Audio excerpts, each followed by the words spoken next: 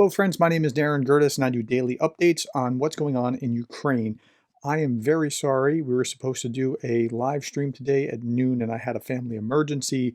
With that, I had some downtime where I read the articles, but I didn't highlight. So I'm not going to show you highlights in today's articles. I am going to cover the articles. So we'll start here, and please do me one favor. If you'll help the YouTube algorithm if you click like whenever you see these videos, so it tells YouTube like, hey, people like it, and spread this around. If you find value in that, I would appreciate it if you do that. So we'll start here.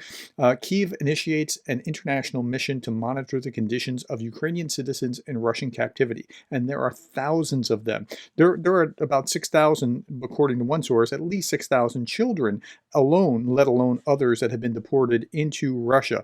Now, this is reason number one that Russia needs to lose this war militarily and have to cry uncle and have international peacekeepers be able to go back into Russia and see where these people are and that kind of thing. They have to win. Ukraine has to win decisively in order for this to happen. Otherwise, who's getting their children back? Think about this. You're the parent of a child who has been deported. Somebody else has adopted them, or they're just in limbo in some kind of orphanage or something, and they've been taken forcefully from you. I mean, this is tragedy writ large. So this needs to happen, and it needs to happen even while the war is going on to get the ball rolling.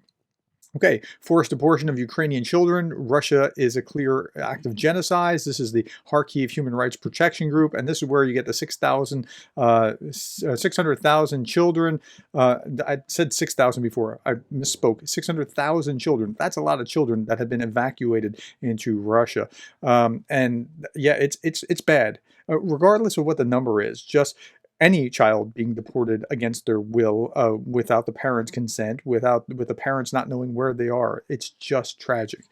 Meanwhile, what you see is a couple of other educational related things. Google is going to provide $2 million and specialists to create digital education. Now, that's not all that impressive in and of itself, but think about where you are, when you don't have education. Like COVID shut things down, and then in war-torn zones they have shut things down. But even more importantly, if you're behind occupiers' lines, children in Melitopol are forced to write letters of gratitude to Russian invaders. So some of the parents are trying to keep them back and trying to keep them, doing online things. Of course, the occupying authorities are trying also to find where they are and make sure that they go in and check their phones to see if they're involved in any nefarious following Ukrainian channels or anything along those lines. But they're trying to indoctrinate this next generation to turn against their own country. So yeah, it's pretty sad. It's despicable what they're doing in Ukraine to these children. Okay, on the military front, on the ground, at some points around Bakhmut, and most of Bakhmut is like a large field, and I showed this yesterday, large fields all around it, so it's a hard place to try to attack. But they've gotten as close as, according to some of these guys, as close as 100 meters apart from each army from the other. They have kind of a trench warfare kind of thing going on the ground, and it's really... So here's Bakhmut, and the Russians are trying yesterday, artillery strikes all over the front lines in Donetsk. So they're really still trying to take this. Now, they're trying to take Bakhmut, not because it's a major strategic city, but it's the only place that the Russians have been continually moving forward. Even if by inches, they've been moving forward. So everywhere else, the Russians have been rolled back. So this is psychologically very important to the Russians. But yeah, it's trench warfare. So it looks like World War I when you see some of the pictures. In other news, internationally, Turkey's leadership role may manifest itself, says Zelensky. Zelensky's talking to the TRT World Forum, and he said something that I thought was really great. And again, I didn't highlight because I was on my phone where I was dealing with my family issue, and instead of on my laptop. But there's a great line in here. The Ukrainian peace formula, here it is. The Ukrainian peace formula is formulated in such a way that its points allow each state and each leader to choose the aspect in which the determination of this particular state and leader can work. Now, there's something profoundly brilliant about that. And so what he's saying, he's talking to, say, President Erdogan of Turkey, and Erdogan's a really interesting figure. Like, he's one of the people that has been a net gainer in this whole thing, because he's been kind of the broker in the region, because Turkey sits right on the Bosphorus, and so he can regulate what ships are coming in and out. When Russia, was going to say no, we're out of the grain deal, he just kept escorting these grain ships out, and so now he's not all in on Ukraine, and he'll make deals with Russia where it makes sense.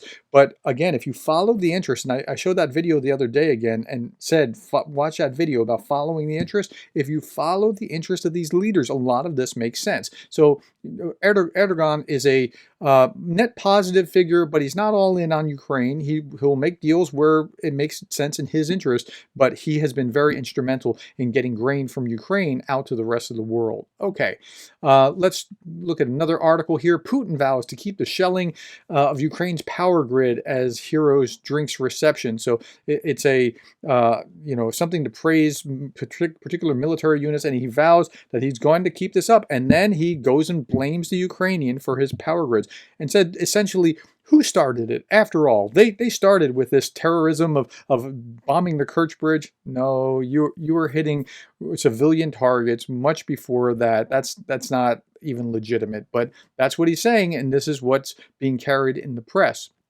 Okay, a little fun with Russian state media. So here, Victor Bout. Victor Bout was the person that was traded for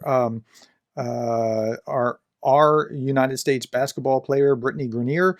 And Victor Bout said, I haven't come across Russophobia in jail in American prisons. And I thought, well, that's a really interesting thing for Pravda to be carrying. Like, well, you haven't come across Russophobia. No, apparently what RT and Pravda, the sense that they're trying to give Russians here is that, it's just average Americans are in Russia's corner, but it's not, it's the administration. That's the problem, if my read is correct. So I just thought that was a really interesting article, that the way that was framed.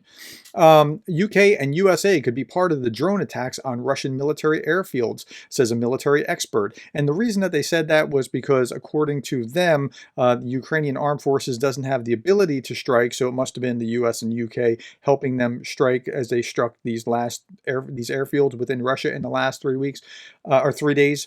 I'm sorry. And I don't know that that's necessarily the case, but they're trying to make it look like, see, the USA and UK, see what they're doing, they're bad. And that's a constant narrative with them. Okay, one more, and actually two more. First one is this, and I thought this was really, really interesting. China turns on tap, this is an RT, Russia gas via a new pipeline section, says the media. So there was so one of the really interesting things about the oil and gas was that there was no direct route to China, and they have constructed in the last 200 days a more direct route to be able to get liquefied natural gas to China. So now they can sell it, because China is okay with buying it, and they're not worried about that. They do worry about sanctions, and they don't want to be sanctioned, but this doesn't quite fall under that category, and they can get the gas from Russia cheap, and everybody on that side of the equation is happy about it. So it's finally put together, and they were talking about how many cubic tons of gas, or 38 billion cubic meters of gas Russia will sell, and okay, so that's what's going to happen.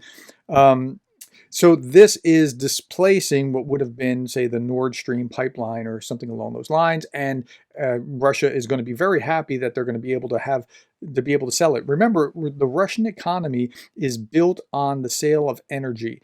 A third of their state budget is energy, oil and natural gas.